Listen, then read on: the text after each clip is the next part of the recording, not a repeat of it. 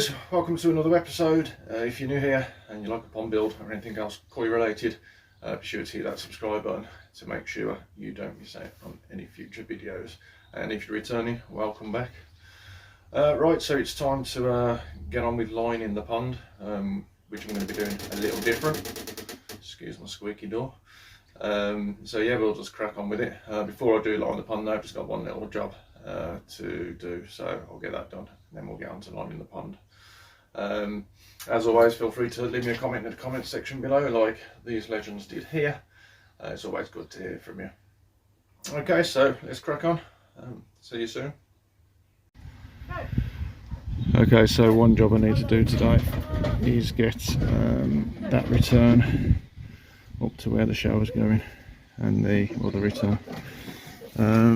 Got to clear that crap from up there before I start, but yeah, just got to connect that to the other side now. I'm going to come down and then run along the ground, etc. So yeah, let's show you what I've just done in the filter house. Got the final piece of the puzzle connected up. A little bit tight, but that's worked out brilliantly, that 2-inch rubber connector, because it covers the hole as well. So yeah, quite happy with that. I'll say it was a tight fit, but it's through now. So yeah, that's all the fight work in the filter house done anyway, so from last time. And so yeah, I'll get around the other side, clear up that mess, and get the pipe work done up there. Right, so the way I'm going to do this from the pump, if it was 1990, I'm going to run it up here. I'm going to go into an equal T, into a ball valve. I'll come back to that. Into this equal T, which will come up into a ball valve and into the shower. Then that will shoot off into 290s, and for now it will just go over the top and into the pond. I think next year I'll look at getting a couple of veg filters through the other ends, so I'll feed into them. Reason I've got this ball valve here leading into nowhere is that, say if we have a cold winter like we did last year, I can switch the pump off in the filter house. I can switch the pump off up the other end. Switch the pump off, ball valve closed up the other end, and then I can open this valve and it will drain the water out the pipe to the shower, and then I can close that. I can close the ball valve to the shower, and then basically I haven't got water sitting in the pipe for 2 months going all minging. So that's the reason behind that. So yeah, I'm not going to go on too much about this. I'm just going to get it all piped up and ready for the shower. Right, so there we go. It's not glued in yet. I won't do that until I've got my coping on the pond wall. But yeah, it makes more sense now. Like I said, I've got a valve coming out there, so if I want to empty the pipe for the shower, I can do. Ball valve there coming up to the shower. I'm not going to do that bit until, but again, I've got the copings on, and then across into another ball valve, which will just go over the side for now. Like I say, I want to probably next year get a couple of veg filters for there, so I'll make use of that pipe when it comes to doing that. So yeah, happy with that. Right, today's the day to attempt to get this lined. The sealant on the window is sealed well, so happy with that. I've just been round and I've picked up any bits of concrete that have chipped off around there. Checked everywhere, make sure there's no sharp bits. All that way I'm going to be sticking underlay down as well, so bottom drain is all level with the sand. So yeah, I think we're good to go. Yeah, I'm not going to film the whole process of putting underlay down, so I'll get back to you shortly. Right, here's a quick little tip for you when putting underlay down, just to get these pieces, two pieces stuck together so it doesn't all blow away. Get a blowtorch. You don't want to get too close because you'll set it on fire obviously, but just do it underneath. Just a quick pass. Just heat it up. There you go, it's stuck. Yeah. Just heat it up. That's stuck.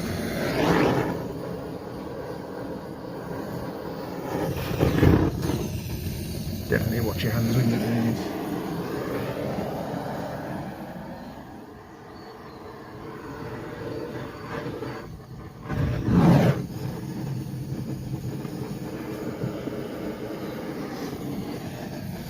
There you go.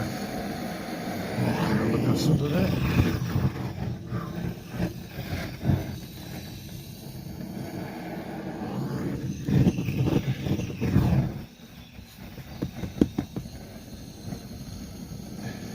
Stuck there.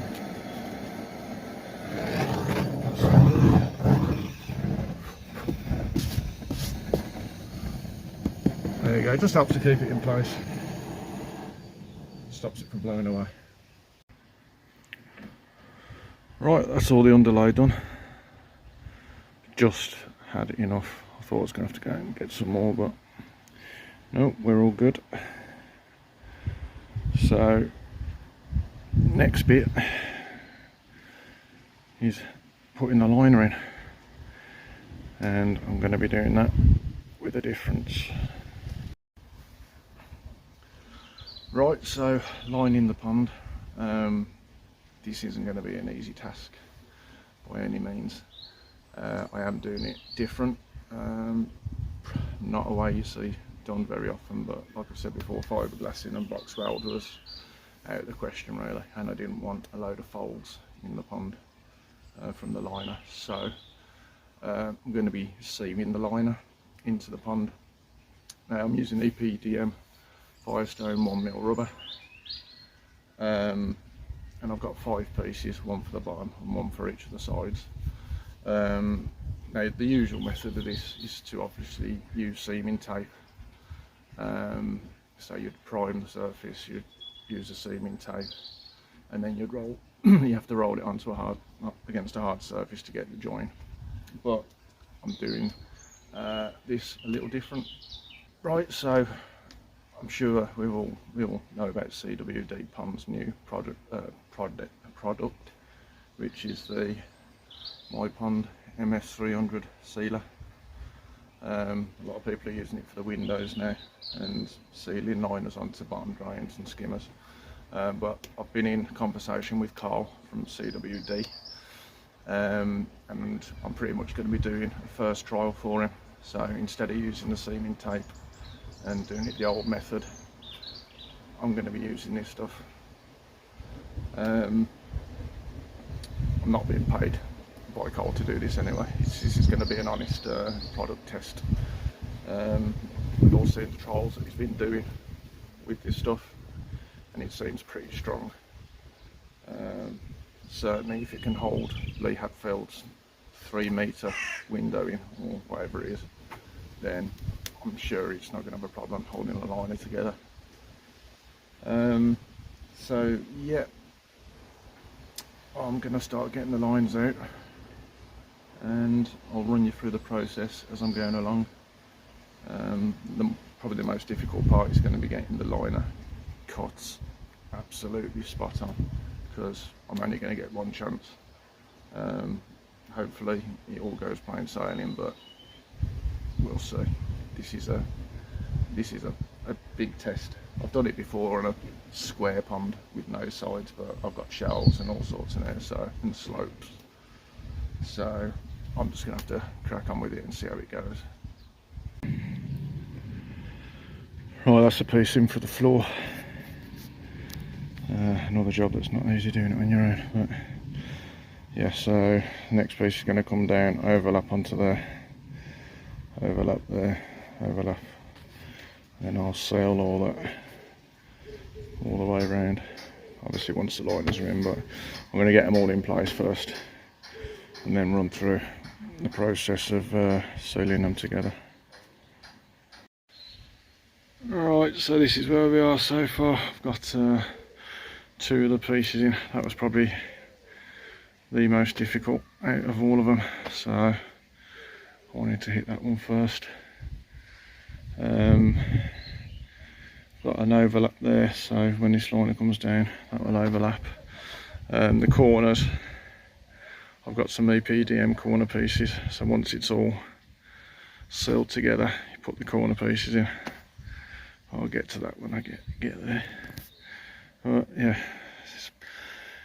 it is a bit of a bloody task doing it on my own, but it's got to be done. Yeah, this is definitely a 2-man job. It's definitely taking me some time on my own, but just got the one side left to do now. It's the window side. I've had to fold it around this corner because it's a rounded corner, and my corner pieces that I've got just won't work there. So yeah, one little fold there. I've left it quite slack around because obviously when the water goes in and it pulls the liner out, I don't want it pulling too much at the seams. But yeah, I've got overlaps by about 6-inch overlap, 6-inch there, same there. So we're getting there. Hopefully I can get this done by this evening.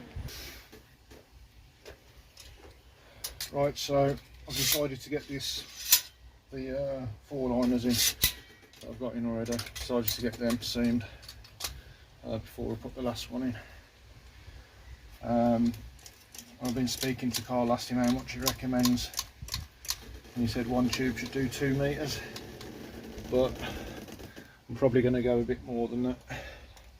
Not more than 2 meters. I mean, I'll probably get 1 tube per 1.5 meters, so I'm using a little bit more sealant,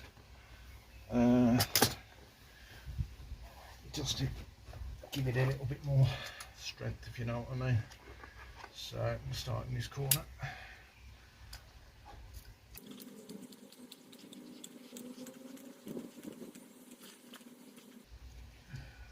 That's good.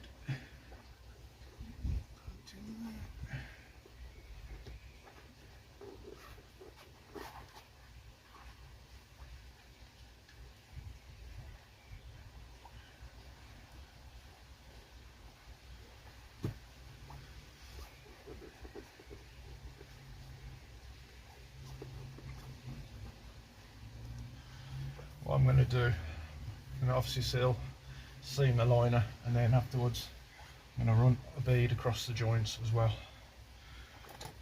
because when you use normal seaming tape, that's what you do. You'd seam tape that and then you would seal that.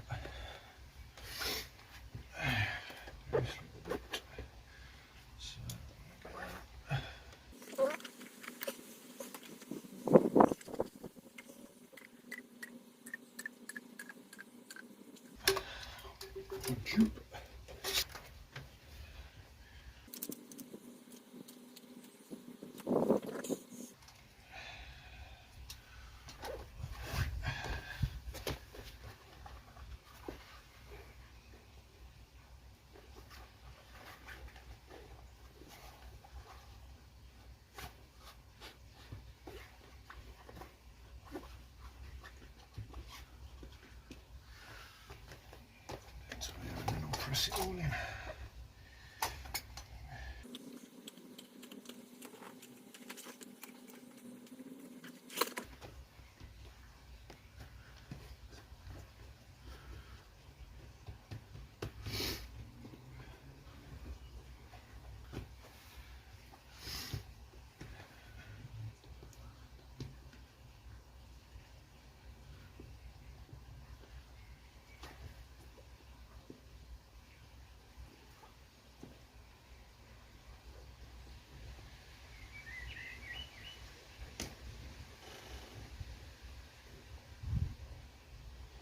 Corner piece is going to go on there, so crease is okay.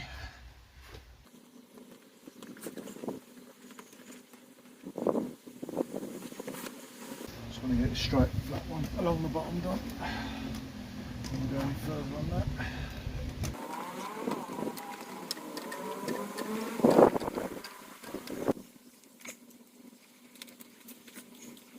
Making sure I've got enough as I'm going along.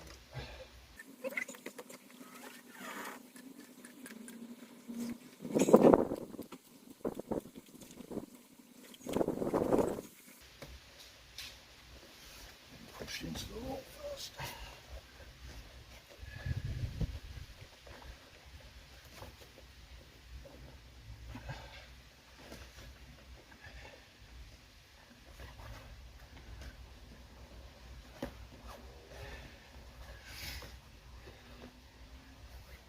Really kind of spread out to about that distance, about 1 or 2 mil. Like I said, this is a trial. If it works, great. The reason I'm using this sealant is because I've seen it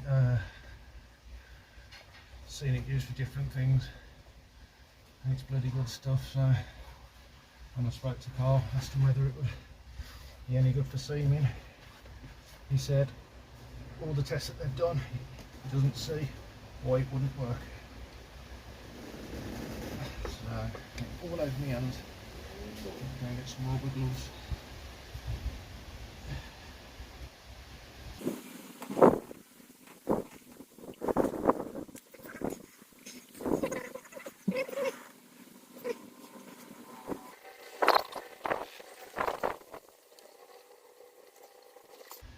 Up to there.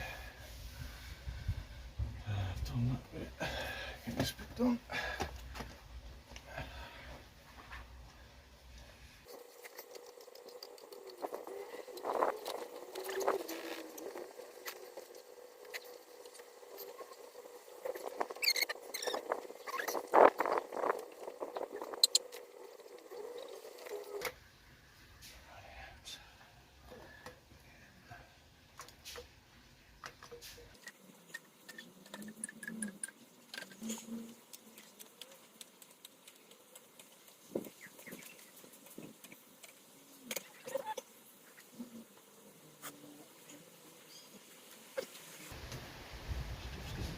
I should have put some gloves on.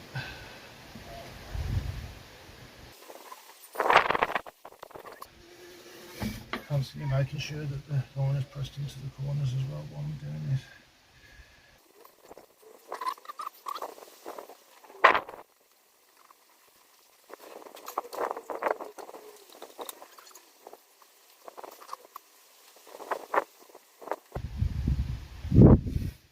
What I've also done as well, I've rounded some of these corners, all of the corners.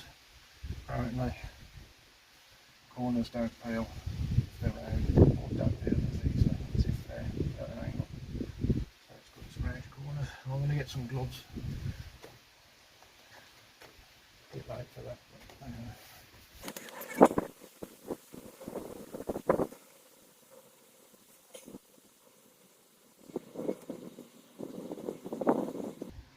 Oh, I know it ain't going to look the tidiest of jobs, but it's going to be full of water and grain for a few weeks.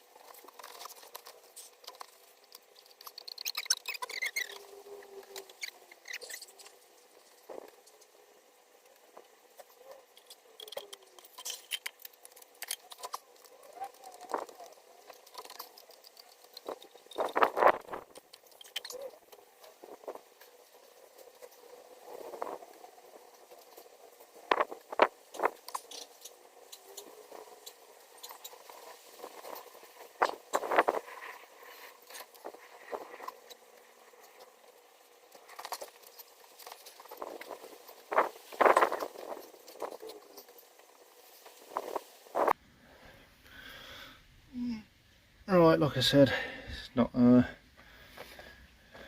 very pleasing to the eye at the moment. Still got to do a little bit around that seam there, but once it's full of water, fingers crossed it holds water, you won't see these joins. Probably goes out to about there, about 4 inches spread.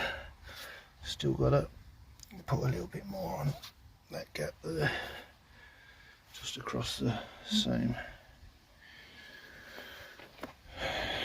That's that so far. Time for my dinner. Right, it's the next day. Unfortunately I didn't get it finished yesterday, but just got that last side to do. Gone around all the seams. Don't know if you can see it because of the reflection. Yeah, they seem to have sealed nicely. Obviously the big test will be when there's water in it, but still got to go over some of the joins just to run a line of sealer up the seam. Got plenty left anyway. So yeah, I'm going to crack on with this side. This is definitely the most nervy bit. Making sure you get the cuts right. Check it and double check it. I use a chalk pen just to mark it out, but it's a little bit more difficult because I over ordered on the size of the liner just to be safe.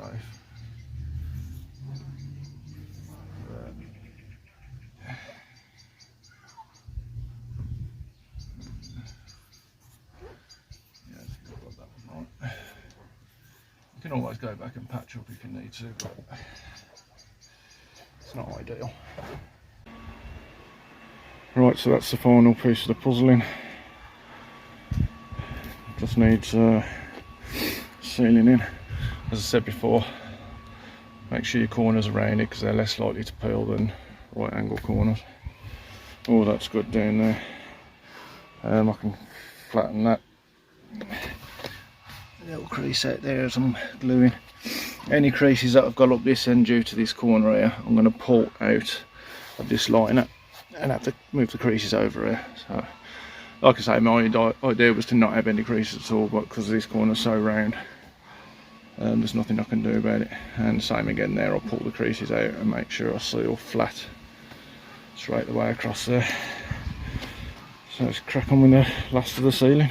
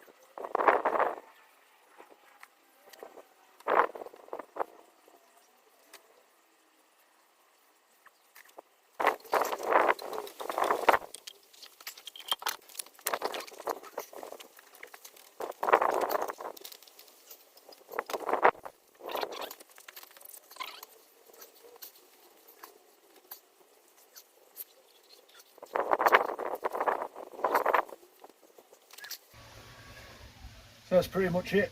Just got to put some corner pieces in, the odd corner, and then I'll just go over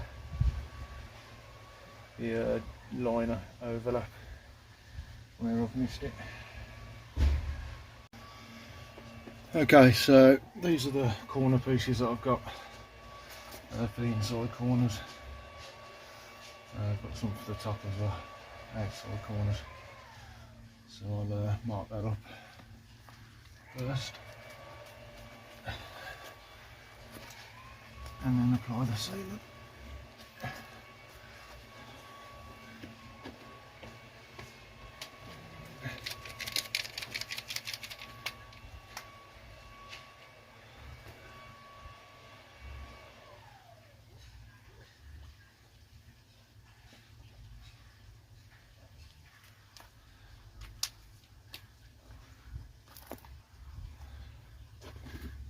Fuck's sake.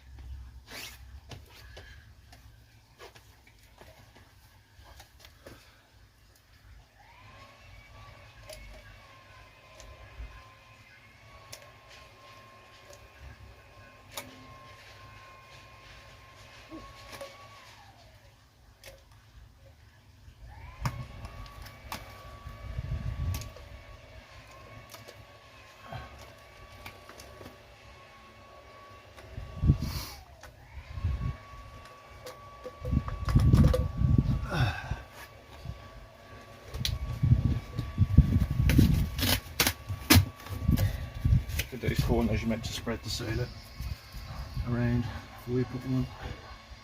And do it without getting all over the ends.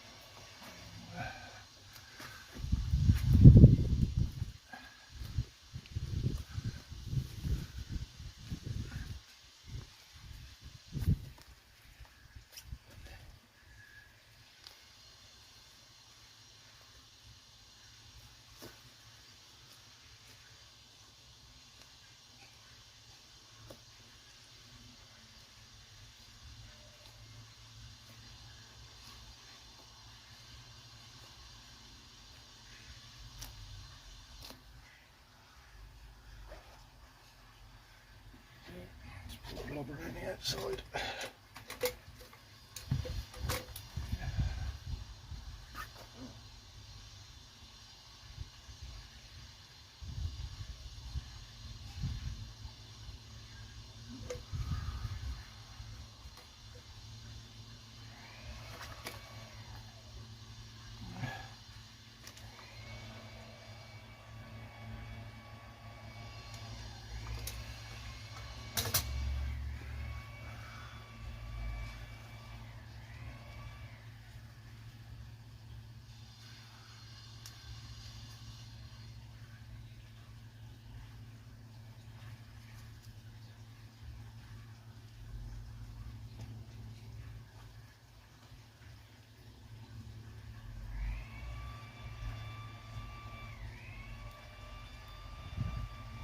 Okay. There's an inside corner. Alrighty then guys, so there we have it. One seamed liner, or 5 seamed liners. Just to reiterate what I've done, use the MS300 big bead. I did end up using about 1 tube every 1.5 to 2 meters, which is what Carl suggested. So I've done that. I've sandwiched it in, spread the liner out how you would when you join a liner onto the glass. Done that on all the seams. I've then gone over all the outside joins with another bead of MS300, and then these corners I've got corner pieces in, EPDM corner pieces in each of them corners. That one folded in okay. I've got a couple of folds over in that corner, like I said before, because it's a rounded edge. I couldn't get a corner in there, so I've had to leave a couple of folds in there. But all the joins over there are all flat, so there's no folds in the joins. Well, there is a fold down there now, but that's just what's developed afterwards. I've checked that. That's fine. it's all holding. So yeah, that was a bit of a task, to be honest. The next job will be to get the window cut out, bottom drain cut out, and the 2 returns and the skimmer.